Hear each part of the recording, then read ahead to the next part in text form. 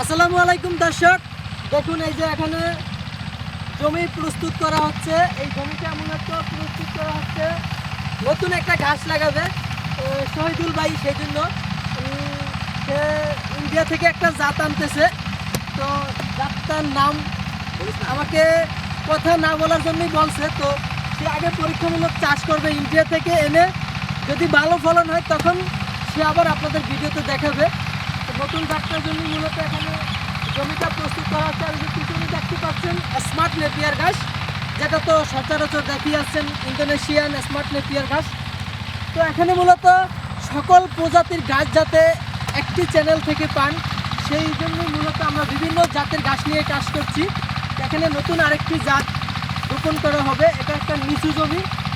তো আমাদের যে ঘাসগুলো বেশিরভাগ উঁচু জমিতে চাষ করা হয়, নিচু জমিতে তেমন একটা হয় না। সেই জন্য এটাকে এতটুকু পর্যন্ত উঁচা করা হবে আর নিচে গর্ত করা হবে। গর্ত থেকে মাটি তুলে এতটুকু পরিমাণ উঁচা করে তারপর এই উঁচু জমিতে মূলত ঘাসটি চাষ করবে, যাতে বর্ষার মৌসুমে পানি জমে না থাকে। এখানে ধান চাষ করা হতো, তো সে ঘাস চাষ করবে। সেই জন্য মূলত এই জমিটা উঁচু করা হচ্ছে ধানের জমিতে।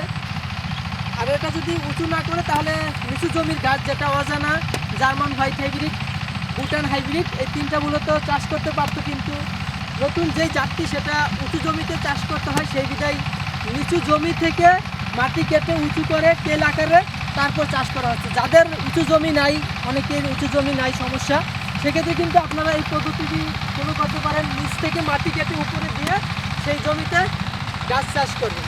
এখানে আমরা 1 হাত 1.5 হাত পরপর লাগাই, তো মাঝখানে 1 হাত ফাঁকা রেখে এখানে আবার এতটুকু জমিতে উঁচা করা হবে, সেখানে লাগাই দেবেন। তো জমির কোনো অপচয় হবে না। আপনার নিচু জমিতেও আপনি উঁচু জমির গাছ পেলেন, একটা ভালো আইডিয়া। এভাবে আপনারা করে নিতে পারেন, ভালো ফলন পাবেন আপনারা। উঁচু জমি যেমন যারা স্মার্ট নেপিয়ার, লাল পাকসুম যেটাই চাষ করেন, নিচু জমি থাকলে এভাবে চাষ করলে ভালো ফলন পাবেন। আর আপনারা যে কোনো ঘাসের কাটিংয়ের জন্য আমাদের সাথে যোগাযোগ করবেন। আমরা সুন্দরবন কুরিয়ারে সারা বাংলাদেশে ডেলিভারি দিয়ে থাকি। তো এই ঘাসটি পরবর্তীতে কেমন হয় বা কীভাবে লাগাবো সেই ভিডিওটা দেখাবো। তো সকল কিছু দেখতে আমাদের চ্যানেলে সাবস্ক্রাইব করে পাশে থাকবেন এবং ভিডিওগুলো শেয়ার করবেন, যাতে নতুন কেউ খামার শুরু করলে ঘাস আগে চাষ করে এই বিষয়টা জানতে পারে এবং কোন জাতটা লাগাবে সেই বিষয়ে জানতে পারে।